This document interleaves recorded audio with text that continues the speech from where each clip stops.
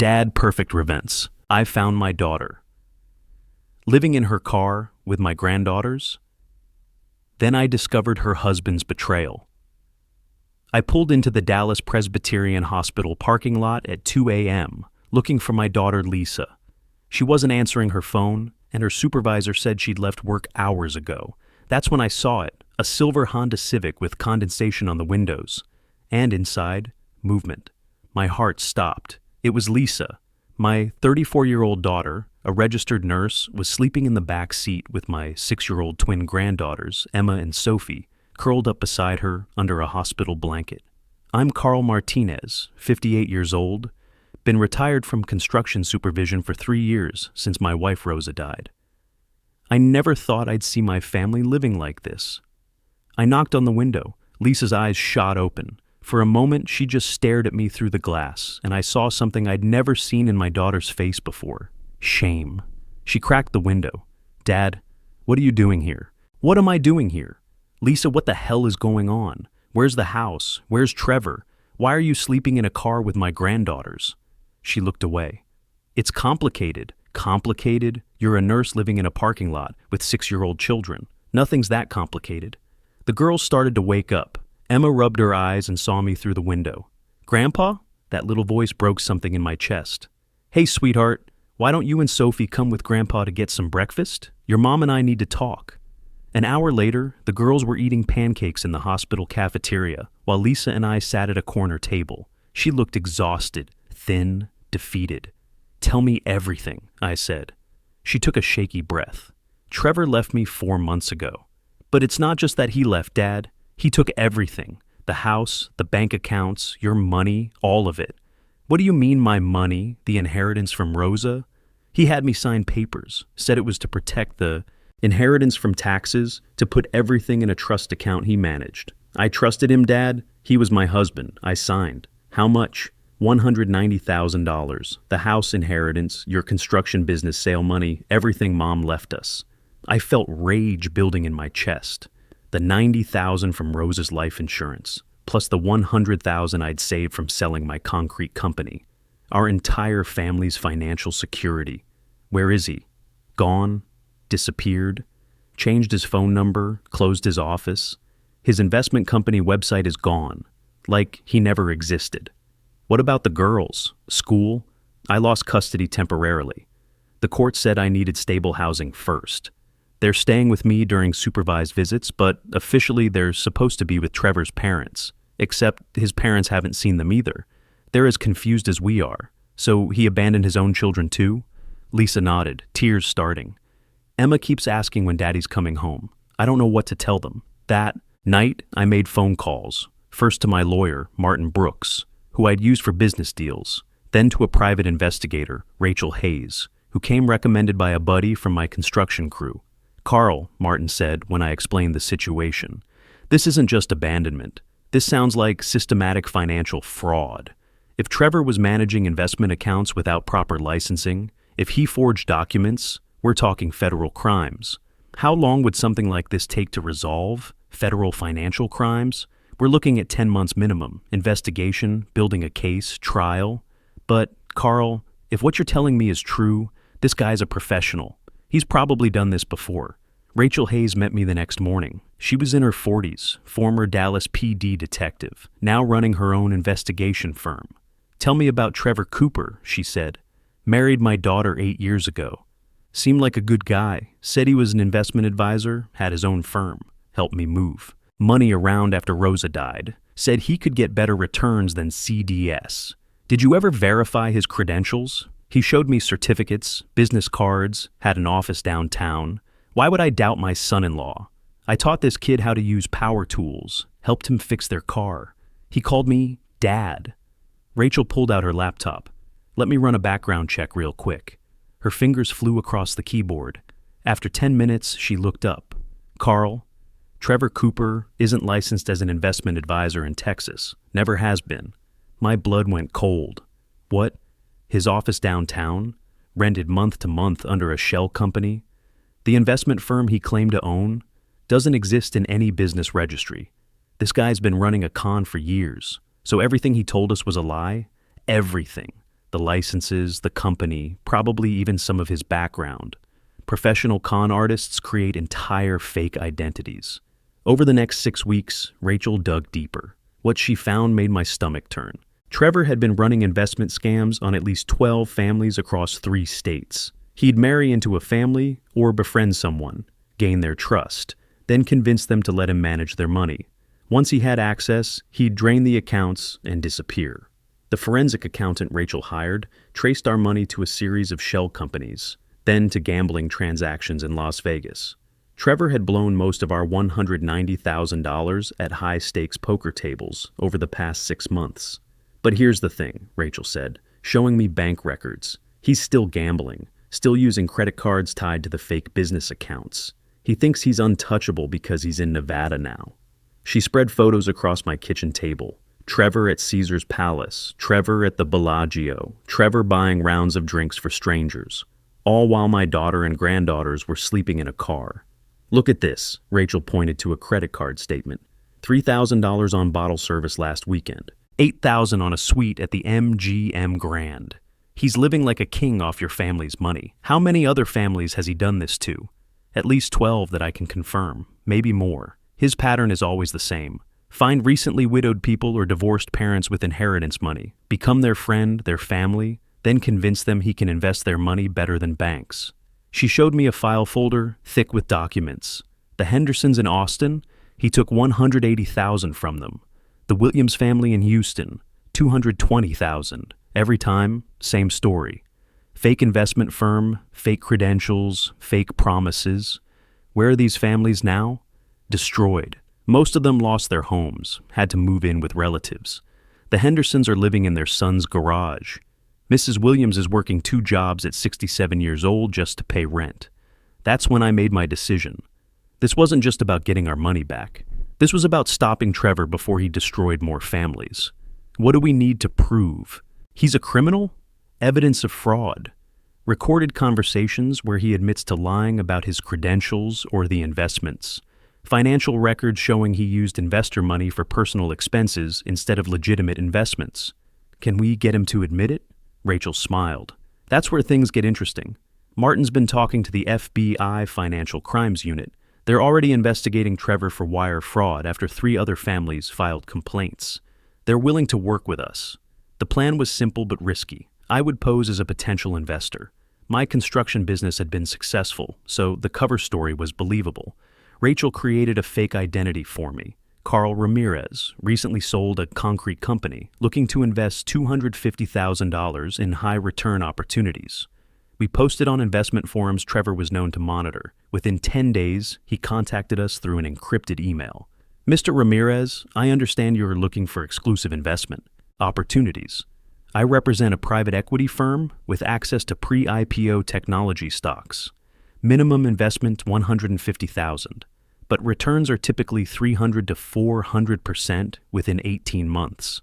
The same line he'd used on me 2 years ago, word for word. We arranged to meet at a Dallas hotel. Rachel had FBI agents positioned throughout the lobby. I wore a wire that looked like a hearing aid. Agent Patricia Norton briefed me beforehand. We need him to admit the investment firm is fake, or that he doesn't have the credentials he claims, or that he's using investor money for gambling. Any of those admissions will give us enough for federal charges. The day of the meeting, my hands were shaking. I hadn't seen Trevor since he disappeared with our money. Part of me wanted to just grab him and demand answers. But I had to stay calm, stick to the plan. Trevor looked different, thinner, nervous. Designer clothes that didn't quite fit right. His hair was longer, and he had a tan that came from too much time in Vegas casinos. He still had that same smooth smile, though. Carl Ramirez, right? Good to meet you. I've reviewed your portfolio information. You're exactly the kind of investor we work with. Tell me about these returns, I said, trying to keep my voice steady. 400% sounds too good to be true. Not if you know the right people. I have connections in Silicon Valley, pre-market access to companies before they go public. The key is moving fast when opportunities arise. And you manage the accounts personally? Absolutely. Full discretion, maximum returns. I handle everything through my firm, Cooper Financial Strategies. We're registered in Nevada, which gives us more flexibility than Texas firms. That was lie number one. Rachel had already confirmed Cooper Financial Strategies didn't exist in any state registry. What kind of background do you have in finance? Series 7 license, Series 66, CFA designation. I've been in wealth management for 12 years, started right after college. Lie. Number 2. The FBI had confirmed Trevor had no financial licenses whatsoever. I just need you to sign some paperwork to get started, he said, pulling out the same forms he'd used on Lisa. I recognized the language about tax optimization and trust account management. This is a lot of money, I said. How do I know my investment is safe? Mr. Ramirez, I've never had a client lose money. In fact, my biggest success story is my father-in-law. I helped him invest his construction company proceeds and his late wife's insurance money, turned $190,000 into over $400,000 in just 18 months. My blood went cold. He was bragging about stealing from my family, using us as a success story to con his next victim. That's impressive, I managed to say. Your father-in-law must be very happy. Oh, he's thrilled. Carl Martinez, great guy, widower, worked construction his whole life. Smart enough to trust professional advice instead of just putting money in savings accounts. He was talking about me like I was his greatest achievement, like destroying my family was something to be proud of. Trevor, I said quietly, do you remember me? His smile faltered. Should I? You married my daughter 8 years ago. Lisa Martinez. Ring a bell? The color drained from his face. His hand moved toward his phone, but FBI agents were already moving. Trevor Cooper, you're under arrest for wire fraud, mail fraud, and money laundering. The handcuffs clicked on his wrists as Agent Norton read him his rights. Other hotel guests stared as they led him away. I sat there for a moment, watching the man who destroyed my family get what he deserved. But this was just the beginning. The trial took 10 months. Rachel's investigation had uncovered 15 families Trevor had defrauded across 4 states, totaling over $2.8 million. The FBI traced money flows through 17 different shell companies. They found gambling debts, luxury car purchases, payments to escort services, even a condo in Vegas he'd bought with stolen money. The prosecution team was led by Assistant U.S. Attorney Margaret Wilson. She was tough, methodical, and had a personal hatred for financial predators like Trevor. Mr. Martinez, she told me during trial preparation, your case is crucial because you have the most complete paper trail. Trevor got sloppy with your family's money. He thought he'd never get caught. Lisa testified about how Trevor had isolated her from family, convinced her I was financially irresponsible, made her feel guilty for questioning his investment advice. The psychological manipulation had been as devastating as the financial theft. He told me my father was old-fashioned about money, Lisa said from the witness stand. That leaving money in savings accounts was foolish. He made me feel stupid for not understanding investments. Did he ever explain where your money was actually being invested? Attorney Wilson asked. No, he said the details were too complicated for someone without financial training. He'd show me fake statements with rising account values, but I never saw any actual investment documents. The prosecution presented evidence that Trevor had specifically targeted families with recent inheritance money or business sales. He'd research obituaries, divorce records, business sale announcements. Then he'd engineer ways to meet these families, often through dating apps or professional networking events. Lisa's was just one of many stories. Single mothers, widowed retirees, small business owners. All of them trusted this clean-cut guy who spoke their language about financial security and building wealth for their children. Mrs. Henderson from Austin testified through tears. He came to my husband's funeral, brought flowers, said he wanted to help me manage the insurance money so my children would have something for college. Instead, he stole everything.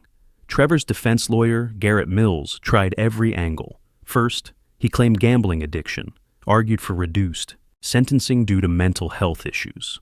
When that didn't work, he tried to blame Trevor's accomplices, claiming his client was just a small player in a larger fraud scheme. The judge wasn't having any of it. Mr. Cooper, Judge Patricia Norton said, during sentencing, you systematically targeted vulnerable families during their most difficult times. You exploited trust, destroyed relationships, and left children homeless. This wasn't addiction. This was predatory criminal behavior. She looked directly at Trevor. You didn't just steal money. You stole security, hope, and faith in human decency. Some of your victims will never financially recover. Others will never trust again. Trevor's face was stone. No apology, no remorse. Even caught and convicted, he showed nothing. I sentence you to 9 years federal prison, full restitution to all victims, and lifetime ban from any financial services activities.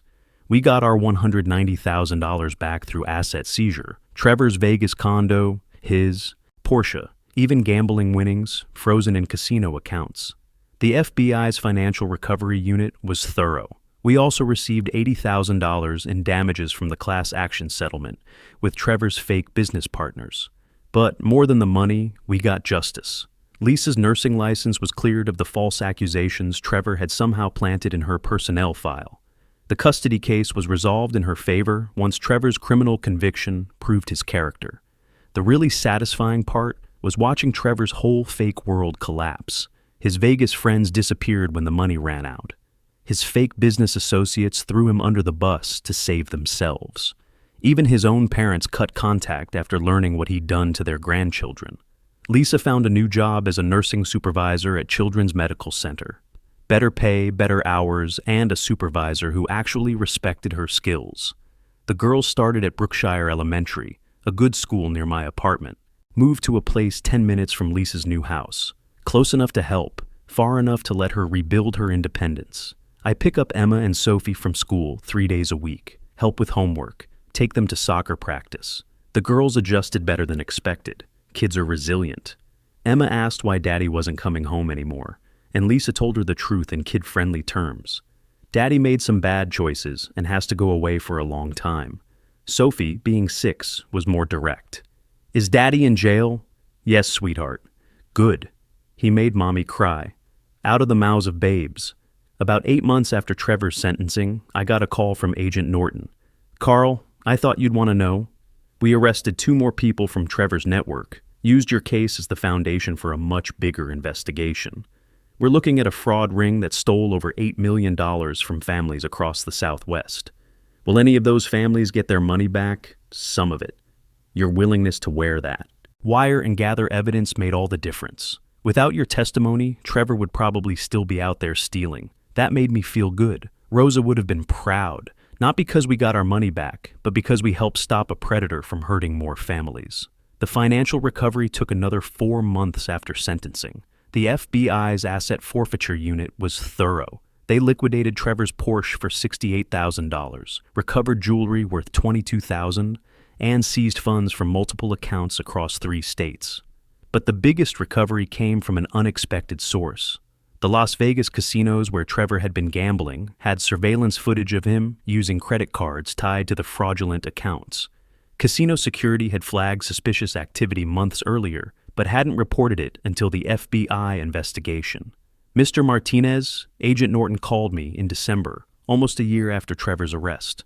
We've recovered $176,000 of your original $190,000. The remaining $14,000 was spent on day-to-day expenses that can't be recovered. But this is better than most financial crime cases. $176,000. Not everything, but enough to rebuild. Enough to secure Emma and Sophie's future. Enough to know that Trevor hadn't completely destroyed what Rosa and I had worked 30 years to build. The other victims weren't as lucky. The families Trevor had hit earlier in his scheme lost more money because he'd gotten better at hiding assets. But even recovering 60 to 70% of their stolen money helped some of them get back on their feet. Lisa used her portion to put a down payment on a house 10 minutes from mine. Nothing fancy, but it had a yard where the girls could play and bedrooms they didn't have to share. She got promoted to nursing supervisor at Children's Medical Center with better pay and regular hours. The custody situation resolved itself once Trevor was in federal prison. His parents, who'd been awarded temporary custody, realized they were too old to raise twin 6-year-olds. They voluntarily returned custody to Lisa and actually thanked her for keeping the girls safe during the crisis. We had no idea what Trevor was doing, his mother told us at the custody hearing. We thought he was a successful businessman. We're ashamed of what he put your family through. That conversation was harder for me than Trevor's sentencing. These people had genuinely believed in their son, just like we had. Trevor had lied to everyone, even his own parents. The girls adapted better than any of us expected. Children are resilient in ways that amaze me. Emma stopped watching for Trevor's car after a few months. Sophie's nightmares faded once she felt secure in the new house. They still ask about their father sometimes, but not with the desperate hope they had before. Dr. Foster helped them understand that some people make choices that hurt their families, but that doesn't mean the family did anything wrong. One evening, about 18 months after that, night in the hospital parking lot, Lisa and I were sitting on her back porch while Emma and Sophie played on their new swing set. Lisa looked at me with tears in her eyes. "Dad, I never properly thanked you. If you hadn't found us that night, if you hadn't fought for us, you don't need to thank me. That's what family does. But I made it so hard. I trusted Trevor over you. When he said you were trying to control our money, when he made it seem like you didn't trust him. Lisa, he was a professional. That's what they do. They turn family against each other. They make the victim feel isolated, like the people who love them are the problem. But I should have known. I'm supposed to be smart. I'm a nurse, for crying out loud. Being smart doesn't protect you from someone who makes lying their full-time job." Trevor studied people like it was a science, because it was. She nodded, wiping her eyes. "I thought I'd lost everything. The house, the money, my career, my kids. But you didn't lose the most important thing. What's that? Your family. We don't abandon each other, ever." Emma came running over from the swing set. "Grandpa, will you push us higher?" I stood up, my knees creaking a little. Getting older, but not too old to push my granddaughters on swings. "Absolutely, sweetheart." As I walked toward the swing set, I thought about Rosa. She would have been proud of how this turned out. Not because we got the money back, not because Trevor went to prison. She would have been proud that we fought for family, that we didn't let some con artist destroy what she'd spent her life building. "Higher, Grandpa," Sophie called out, pumping her legs on the swing. "Hold on tight," I told her. That became my rule for everything after Trevor. Hold on tight to what matters. Family matters, trust matters, but verify matters more. And when someone threatens your family, you don't ask questions, you don't count the cost, you figure out how to protect them. I learned things about financial fraud I never wanted to know, how to spot fake credentials, how to verify investment firms, how to protect yourself from people who seem too good to be true. I share that knowledge now with other construction workers, other retirees, anyone who'll listen. Trevor Cooper thought he could destroy us because we were trusting people who'd lived honest lives. He underestimated something, though. He underestimated what a grandfather will do to protect his family. The girls are 8 now. Emma wants to be a veterinarian. Sophie wants to be a police officer like the nice agents who caught the bad man. They don't remember much about living in the car, but they remember that Grandpa came to find them. Lisa's doing well. She's dating a guy named Victor, a paramedic who treats her like she deserves to be treated, takes it slow, respects that she's been through trauma, loves the girls like they're his own. Every few months I get calls from other families going through financial fraud. Word gets around about the Trevor Cooper case. I help when I can, share what I learned, recommend Rachel and Martin and Agent Norton. Because that's the thing about family.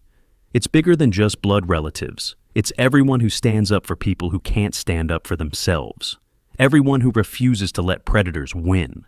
Trevor's got 10 more years in prison. Sometimes I wonder if he thinks about Emma and Sophie, if he feels any guilt about what he put his own children through. But honestly, I don't waste much time thinking about him anymore. I'm too busy being a grandfather. That's what I learned the hard way. Predators count on good people being too polite to ask hard questions, too trusting to verify what sounds reasonable. But here's what Trevor never understood. You can steal someone's money, destroy their credit, even turn their family against them temporarily. But you can't steal the love that makes a man fight for his grandchildren.